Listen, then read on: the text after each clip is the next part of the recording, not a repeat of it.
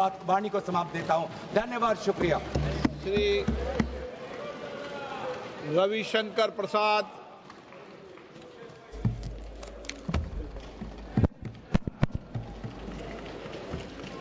माननीय अध्यक्ष जी, मैं बहुत कृतज्ञ हूं कि मुझे इस महत्वपूर्ण बिल पर बोलने का अवसर दिया गया है। सर, मैं विपक्ष की बात सुन रहा था। मुझे उनके तर्क को समझने में थोड़ी कठिनाई हो रही है। वक्फ बिल में संशोधन होना चाहिए, लेकिन नहीं भी होना चाहिए। ये दोनों तर्क कैसे चलेगा? सबसे पहले बात थोड़ा संविधान की कर लेते हैं। आजकल लाल किताब बहुत घूमती है। जब भी कोई विषय होता है, संविधान की लाल किताब दिखाते हैं। सर, हम संविधान की हरी किताब लेकर के आए हैं जो संसद में रखी हुई है, तो मैं इसी को दिखाऊंगा आज। सर, भारत के संविधान के मौलिक अधिकार में धारा 15 है। धारा 15 में लिखा हुआ है कि महिलाओं के साथ कोई विभेद नहीं होगा और सरकार महिलाओं के विकास के लिए कानून बना सकती है। तो अगर यह वक्फ बिल देश की खवातीनों के विकास के लिए, वक्फ में उनकी भूमिका के लिए यह कानून लाया जा रहा है, तो यह कानून गैर संवैधानिक कैसे हो गया भाई? सर, संविधान की धारा 15 में यह भी लिखा हुआ है कि सामाजिक रूप से पिछड़े वर्ग के लोगों के विकास के लिए सरकार कार्रवाई कर सकती है। यह सच्चाई है। Honorable member, please. मैं जिस प्रदेश से आता हूं, Honorable member, please be seated. Honorable member, sir, जरा लोगों को बैठा please be seated. Honorable member, जरा बैठ जाए। Honorable member, मैं भी आग्रह करूंगा। sit back to the chair. Please be seated. Venugopal जी, जरा मैं बोल रहा हूं, आप भी सुन लीजिए। Mister Venugopal. Yes. Mister Venugopal ji, I am speaking, kindly have some attention to me. बैठिए। सर, मैं ये कह रहा था कि मैं जिस प्रदेश बिहार से आता हूं, वहां बहुत सारे पिछड़े मुसलमान हैं। उत्तर प्रदेश में भी हैं, पसमंदा कहते हैं हम, कई कैटेगरी के हैं। उनको वक्फ के मैनेजमेंट में अवसर नहीं मिलता।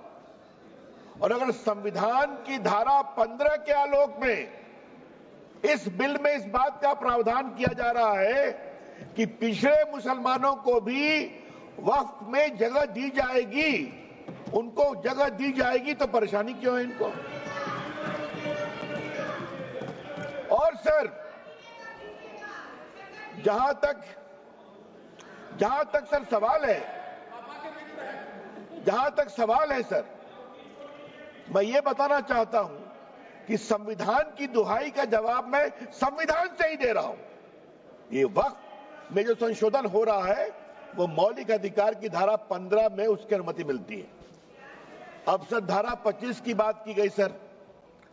अब हमारे विपक्ष के उपनेता को मैं सुन रहा था, आपने धारा 25 का जिक्र किया, तो धारा 25 का क्लॉज 2 भी पढ़ लीजिए मेरे साथ।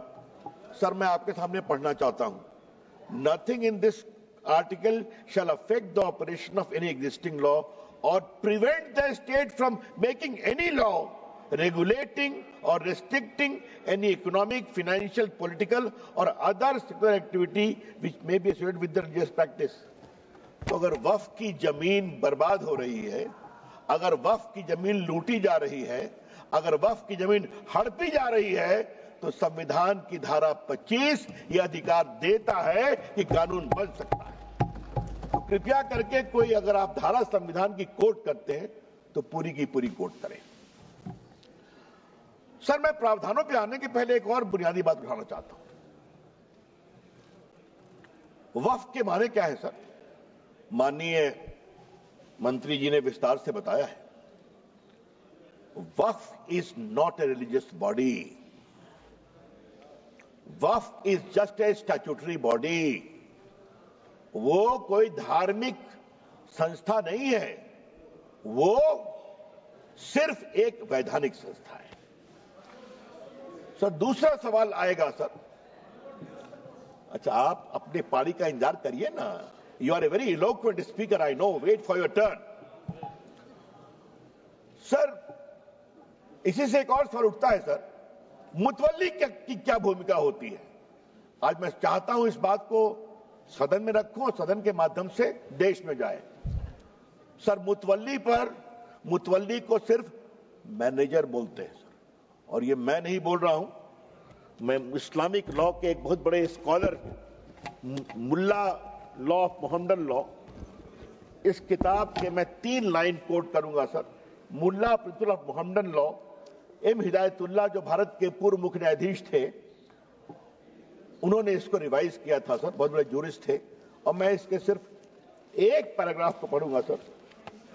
Para 202, mutawalli, under the Mohammedan law, the moment a waqf is created, all rights property pass on the waqif and vested in the Almighty. The mutawalli has no right in the property belonging to the waqf. The property is not vested in him. He is not a trustee. He is merely a superintendent or a manager. तो मुतवल्ली साहब ये 8 लाख की property के खाली manager हैं, और क्या हो रहा है? तो क्या सरकार खामोश है? अगर वक्फ देने वाले की प्रॉपर्टी लूटी जा रही है तो क्या खामोशी चलेगी सर? ये तो नहीं चलेगी। सर कुछ और मैं बुनियादी सवाल उठाना चाहता हूं सर इस बहस में, जो उठना चाहिए। ये 8 लाख संपत्ति है, इसमें कब्रिस्तान भी होंगे, इसमें मस्जिद भी होगी सर। आज मैं ये सवाल इस संसद के सामने उठाना चाहता हूं, कितने स्कूल बने वक्फ की संपत्ति पर, कितने अस्पताल बने वक्फ की संपत्ति पर, कितने स्किल सेंटर खुले वक्फ की संपत्ति पर, कितने अनाथालय खुले वक्फ की संपत्ति पर, कितनी बेवा विधवा बेटियों बहनों को सिखाए गए सिलाई कढ़ाई जीने का तरीका, गिनतियों पर भी आएगा सर। तो ये बार बार जो वक्फ की बात बोलते हैं, अगर आज इस कानून के द्वारा वक्फ की जमीन को रेगुलेट करके उसकी प्रॉपर्टी में फंडिंग अच्छी आए और उस जमात के लोगों के लिए इसका विश्वास बढ़े, तो इनको परेशानी क्यों होती है सर? सर इस परेशानी की मैं वजह समझता हूं, और अब मैं इस परेशानी की वजह पर आ रहा हूं। दिल से तो कहते हैं कि हम चाहते हैं संशोधन हो, लेकिन राजनीतिक मजबूरी इनके पैर पीछे खींचती है। सर बहुत सालों से राग वही है, सुर वही है, तीखापन वही है, भाषा वही है। और मैं 3 उदाहरण देना चाहता हूं सर। याद करिए शाहबानों के केस में जब सुप्रीम कोर्ट ने एक निर्णय दिया कि साहबानो एक डिजर्टेड वाइफ थी, उनको कुछ 100 रुपये मिले, तो सुप्रीम कोर्ट के फैसले पर हो हल्ला किया गया। यही लोग हैं। और सर उस समय राजीव गांधी इस देश के प्रधानमंत्री थे, 400 का बहुमत था, मात्र एक बेवा मुस्लिम 75 साल की महिला को कुछ 100 रुपये दिए गए, क्या हंगामा खड़ा कर दिया गया। और सर आज जब मैं शाहबानों पर बात कर रहा हूं सर, तो मुझे अपने दोस्त आरिफ मोहम्मद खान के बारे में कुछ बोलना है सर। वो आपकी सरकार में मंत्री थे, उनका 2 दिन ऐतिहासिक भाषण हुआ था इसी सदन में कि सुप्रीम कोर्ट का फैसला अच्छा है। एकाएक हंगामा गया, राजीव गांधी हिल गए, डोल गए, कहे तुम वापिस हो जाओ, हम कानून ला रहे हैं सुप्रीम कोर्ट के निर्णय को उलटने के लिए। ये भी हमने देखा है ना सर। शाहबानों के बाद यात्रा आती है साराबानों तक सर, 3 तलाक पर। 3 तलाक को लेकर सर इतनी परेशानी थी, मुस्लिम महिलाएं गई थी कोर्ट में। और सर मैं हाउस में आज कहना चाहता हूं, 2 साल तक इनकी सरकार ने सुप्रीम कोर्ट में जवाब नहीं फाइल किया, ताकि मामला लटकता रहे। और आज सर मैं बड़े गर्व के साथ कहता हूं कि जब 14 में सरकार आई तो मैं माननीय प्रधानमंत्री जी ने मुझे कानून मंत्री बनाया था, तो फाइल आई कि सर का जवाब फाइल करना है, सुप्रीम कोर्ट डांट लगा रहा है। तो मैं गया प्रधानमंत्री जी के पास, तो उन्होंने कहा जाओ कोर्ट के अंदर और कोर्ट के बाहर खड़े हो जाओ कि नरेंद्र मोदी की सरकार 3 तलाक की पीड़ित महिलाओं का खड़ी है। सर, आज मैं all India Muslim personal law के बारे में कुछ कहना चाहता हूं, बोर्ड के बारे में। सुप्रीम कोर्ट में जब 3 तलाक के मामले की सुनवाई चल रही थी, तो all India Muslim personal law board ने कहा कि आप फैसला मत करिए, हम एक निकाहनामा बनाएंगे और पूरे देश में घुमाएंगे कि निकाह करते समय 3 तलाक नहीं दोगे, ये शर्त रखोगे। सर, याद करिए, कानून बना, इसी all India Muslim personal law board ने पूरे देश में 3 तलाक के खिलाफ एक बहुत बड़ा आंदोलन करने का, उकसाने का काम किया। ये भी, और ये लोग सब लोग खड़े हो गए, सब लोग खड़े हो गए। सर, तीसरा मामला धारा 370 की समाप्ति का, यही बिल आया था ना सर, माननीय गृह मंत्री बैठे हैं ना, हिम्मत दिखाई थी ना, सब लोग एक थे ना। देश टूट जाएगा, देश में आग लग जाएगी। आज 370 समाप्त हो गया, आज कश्मीर का विकास हो रहा है, जम्मू का विकास हो रहा है, पूंजी निवेश हो रहा है। और सर, याद करिए, अभी जो चुनाव हुआ है, एक भी बूथ पर रिपोल नहीं हुआ।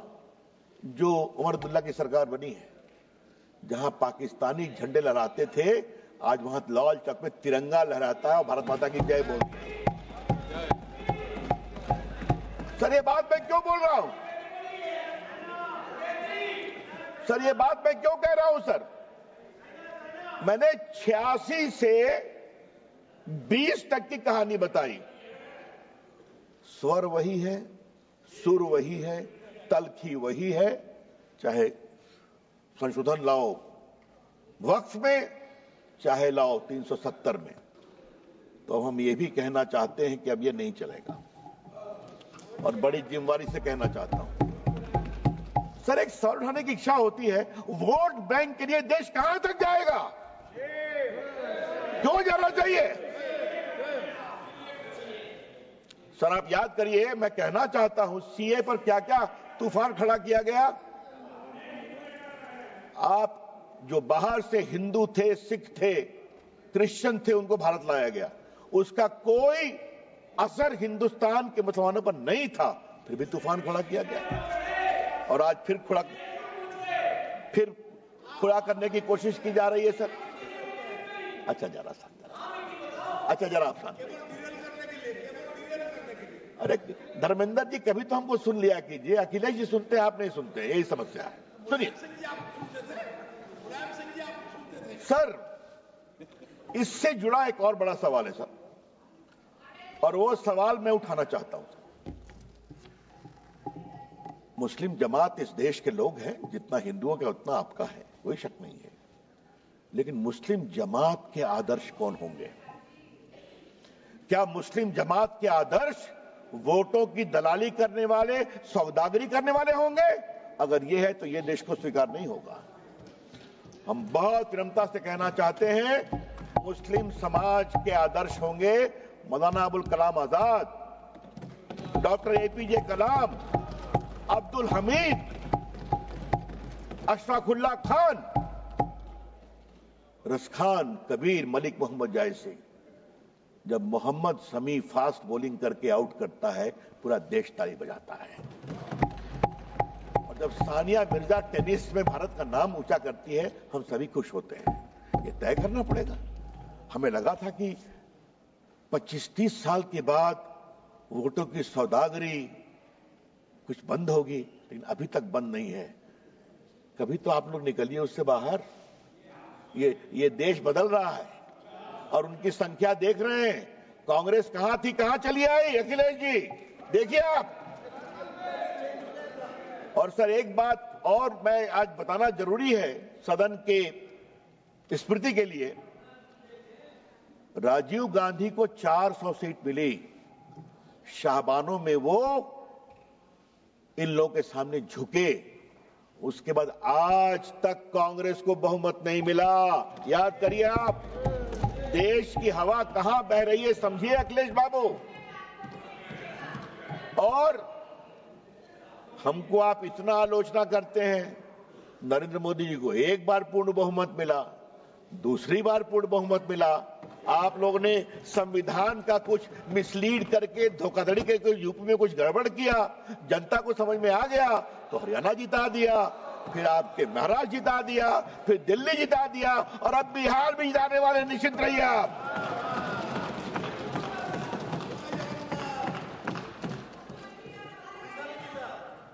वो तो पहले जीत गए थे। सर, मैं आपसे आज इस बहस के क्रम में कुछ और बड़ी बातें कहने की जरूरत है। सर, ये जो 13 का कानून, सर, बार बार कहा जा रहा है कि अच्छा लगा मुझे उपनेता ने, कांग्रेस ने कुछ कहा कि बदलाव पहले भी हुए हैं। सर, आपकी जानकारी के लिए अगर देखें आप, आजादी के बाद 54 में एक्ट आया, 59 में बदलाव हुआ, 64 में बदलाव हुआ, 69 में हुआ, 84 में बदलाव हुआ, फिर 95 में आया। और सर, ये रिकॉर्डेड है, अगर आप निर्देश देंगे तो हम प्रस्तुत करेंगे। ये सारा कुछ बदलाव कुछ जमातों के दबाव में आया। और सर, 95 कब आया? जब राम जन्मभूमि का आंदोलन चल रहा था। हाँ, तो इन लोगों ने कहा ठीक है, हमारे वक्फ में बदलाव करो। और 13 कब आया? जब इनके हारने का रास्ता खुल रहा था। सर, जब आप इस तरह से कानून में बदलाव करते हैं तो आपकी मंशा अक़लियत की सेवा करना नहीं है, आपकी मंशा अपने वोट का इजाफा करने की है। फिर भी आप हार जाते हैं, तो फिर भी नहीं समझते। सर, अब मैं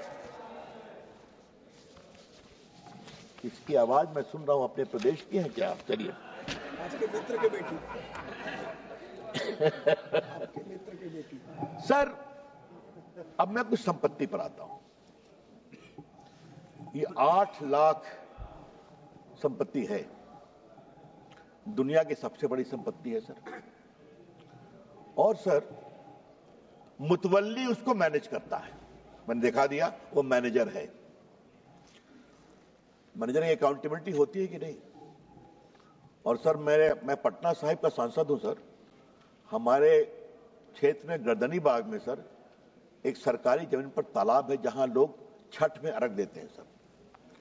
हाई कोर्ट में सरकार ने कहा कि यह सरकारी जमीन है, और वहां से 5-7 किलोमीटर दूर एक कब्रिस्तान है, 1920 का रिकॉर्डेड। कुछ लोग कहते हैं ये हमारा वक्फ है, हर बार छठ में खड़े हो जाते हैं। फतवा में यही काम किया। अभी तो सर, मैं अभी तो 113 बात की गई दिल्ली की, मैं सुन रहा था, उन्होंने कहा जो फोर्ट विलियम है ना कलकत्ता में, सेना का कमांड, वो भी हमारा वक्फ है। अब आगे तो कहेंगे कि पूरा हिंदुस्तान वक्फ है, क्योंकि हमारे यहां तो हमारे सम्राट हुए थे। क्या देश ऐसे ही चलेगा क्या?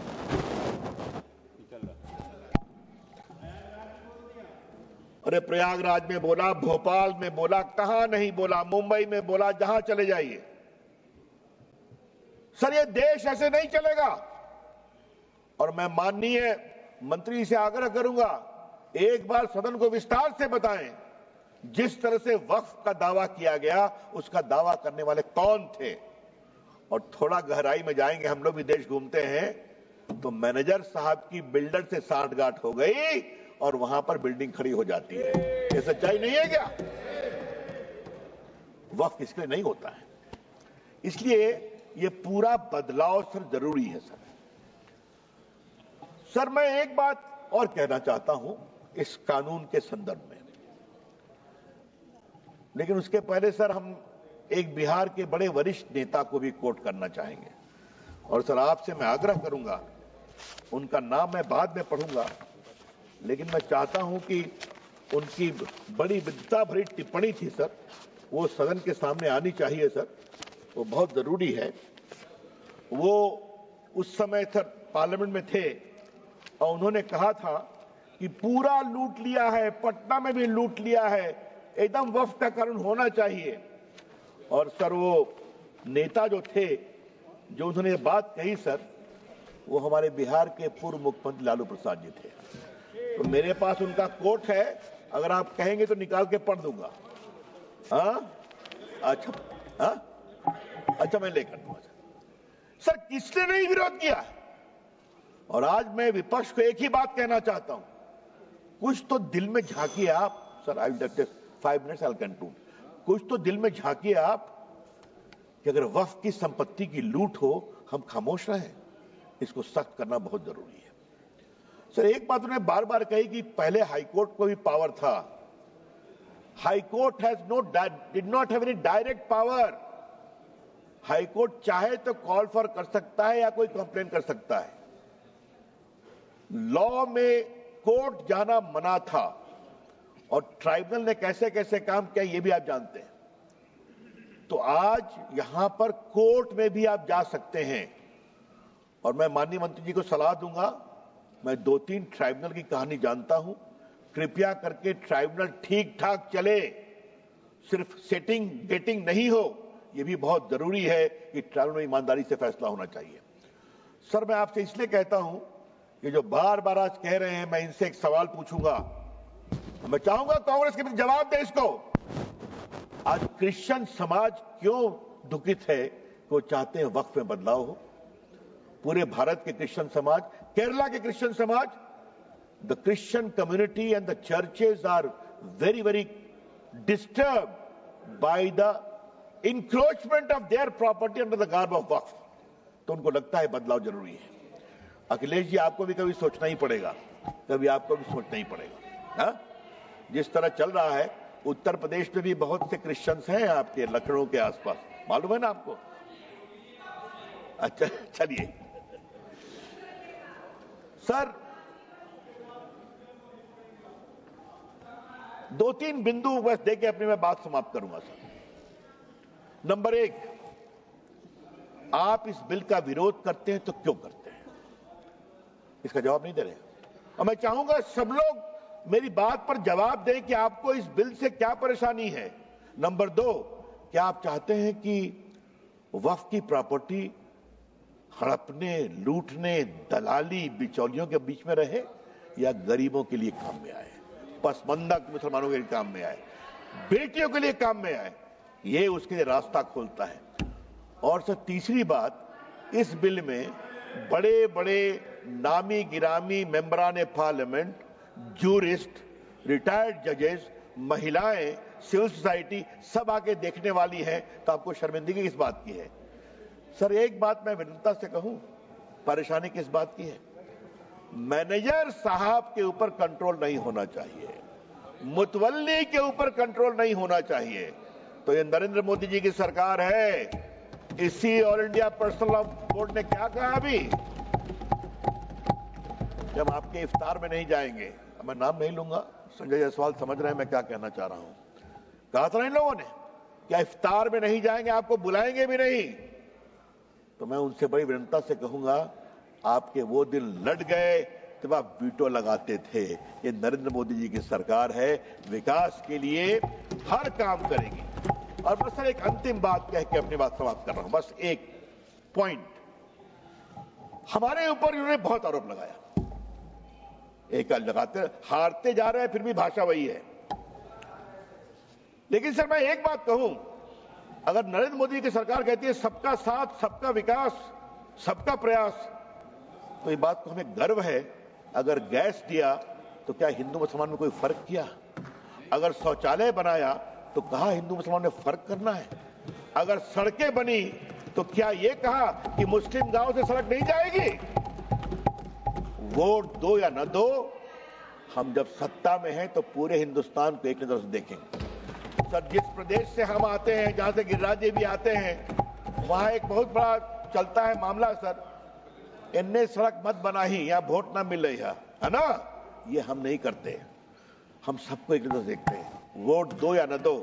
इसलिए कभी कभी आप कुछ तो हमसे सीखिए, ये देश के हित में है सर। मैं मोदी जी का अभिनंदन करता हूं, मंत्री जी का अभिनंदन करता हूं, गृह मंत्री जी का अभिनंदन करता हूं। हम ये बदलेंगे देश के लिए, अक़लियत के लिए, खवातीनों के लिए। बहुत बहुत धन्यवाद। धन्यवाद माननीय सदस्य श्री अखिलेश यादव जी।